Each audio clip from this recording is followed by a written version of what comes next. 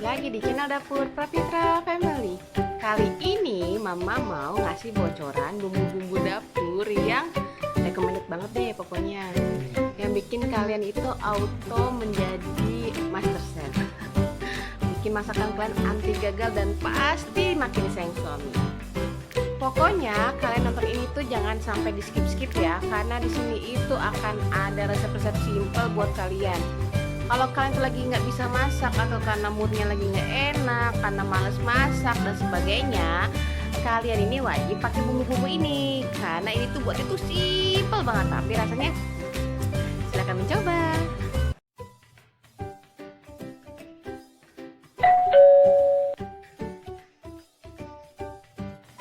Oke, kita mulai ya. Untuk kalian emak-emak yang males masak atau pengen yang cepet-cepet nih tapi anti gagal, jangan skip videonya ya.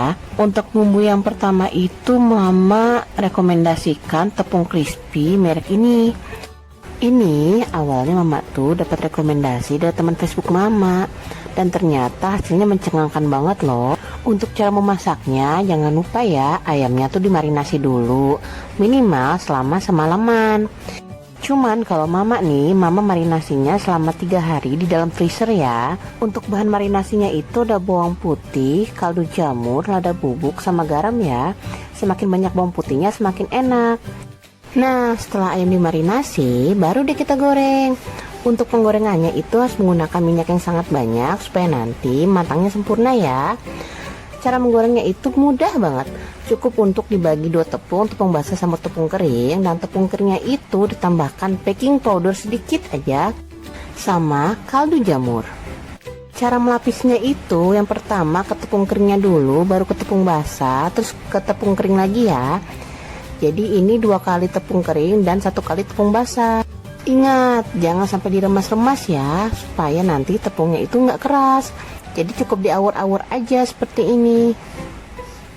Dan cara menggorengnya itu jangan terlalu banyak dibalik ya. Tunggu sampai sebelah sisinya itu kuning keemasan, baru deh kita balik. Supaya nanti matangnya itu lebih merata, tapi minyaknya itu nggak menyerap banyak. Nah, Mama juga nyaranin nih, supaya nanti ngambil ayamnya ini pakai cepetan seperti ini. Fungsinya supaya lebih gampang deh nirisin minyaknya.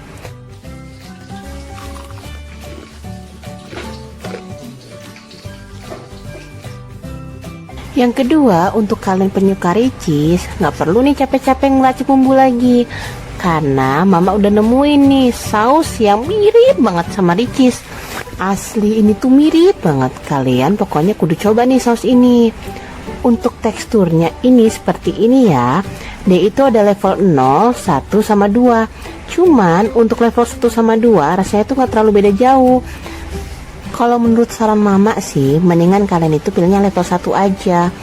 Karena untuk yang level 2, rasanya tuh pedesnya melebihi ricis. Pedas banget.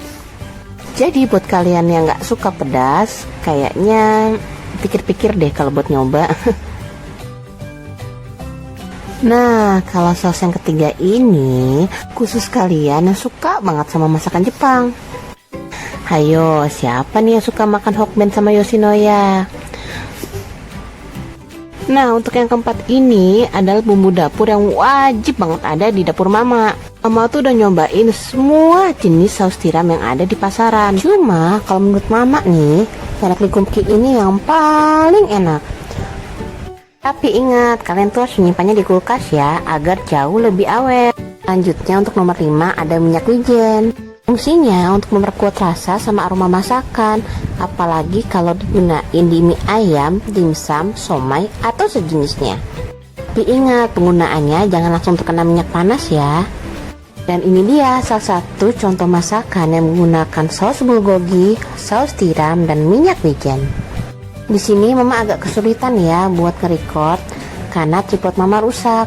Jadi Mama kasih aja nih takarannya, yaitu 5 sendok makan saus bulgogi, 1 sendok makan minyak wijen, setengah sendok makan kecap asin, 1 sendok makan kecap Inggris, baru deh di seasoning dengan lada sama kaldu jamur. Gak usah menggunakan garam lagi ya, karena ini pasti rasanya tuh udah asin sama gurih. Oke, setelah bumbu sudah jadi semuanya nih, baru deh kita masukin dagingnya. Kira-kira sebanyak 200 gram aja ya mak.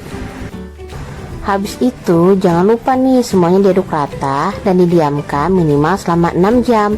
Ini mama tadi coba diamin dari jam 9 sampai jam 5 ya.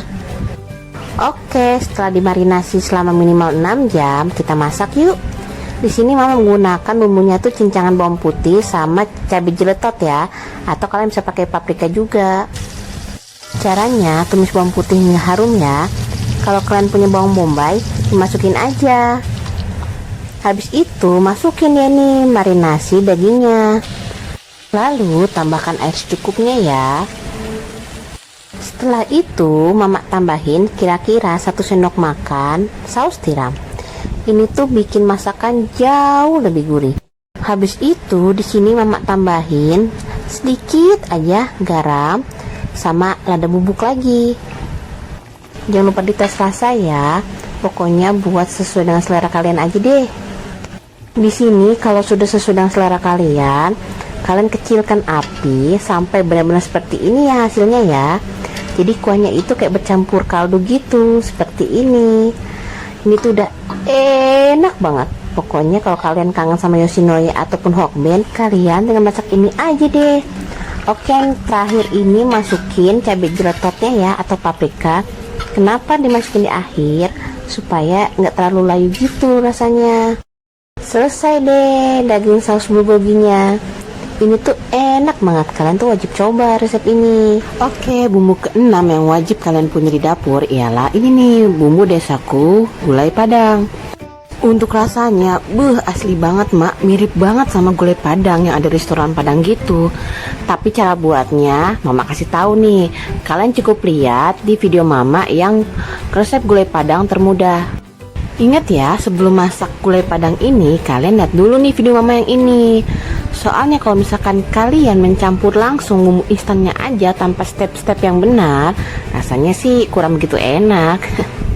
Resep ini pun juga sudah di-recook loh sama teman-teman mama, dan hasilnya anti gagal deh, pokoknya enak.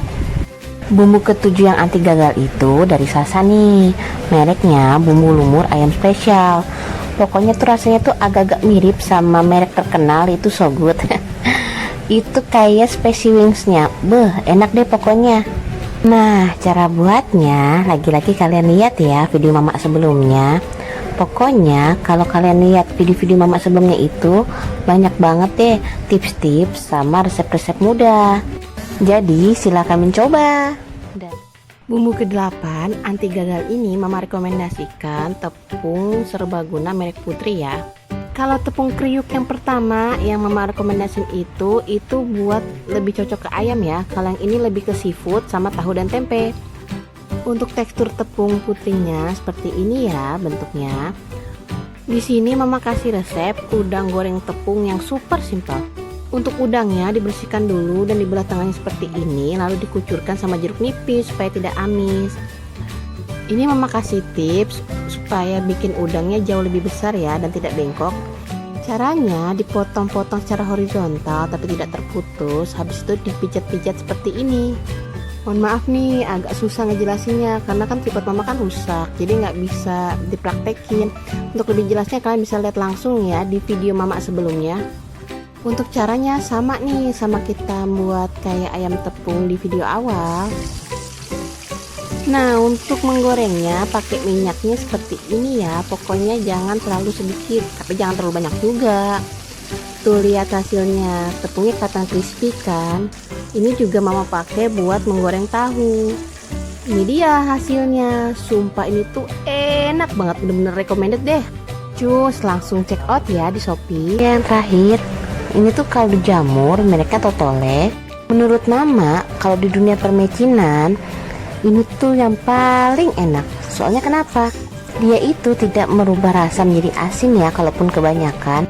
Totole ini bisa digunakan untuk semua jenis masakan ya.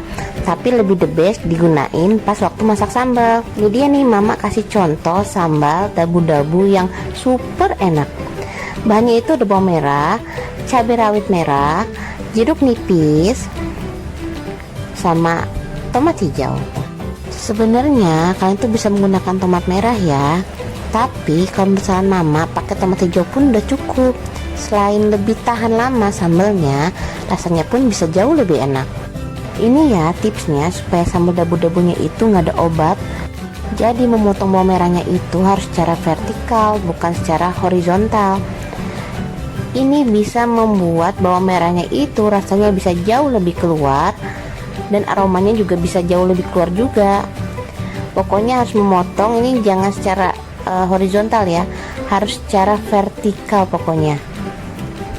Seperti ini. Sebelumnya maaf ya, karena tidak ada tripod jadi agak susah nih ngerekamnya.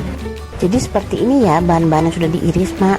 Kalau untuk tomat hijau itu tidak perlu dibuang bijinya.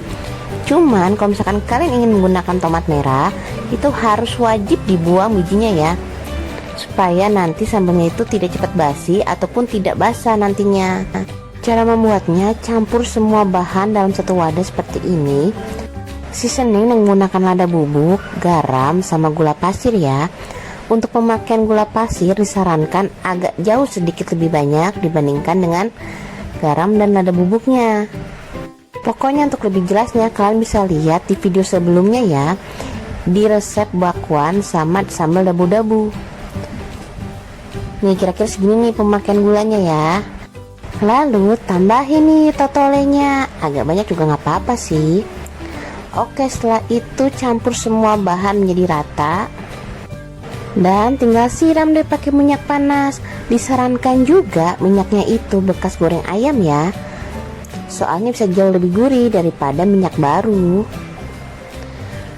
Seperti ini nih jadinya. Setelah itu dikucurin deh sama jeruk nipis. Pokoknya untuk rasa sesuai dengan selera kalian deh. Tara, sudah jadi sambal dabu-dabunya. Kalian ini wajib coba resep ini. Soalnya ini tuh enak, seger, ada manisnya, pedesnya, dan asam-asamnya gitu. Pokoknya recommended lah. Selain dabu-dabu, kalian juga bisa lihat sambal cumi sama sambal tomat di video sebelumnya ya.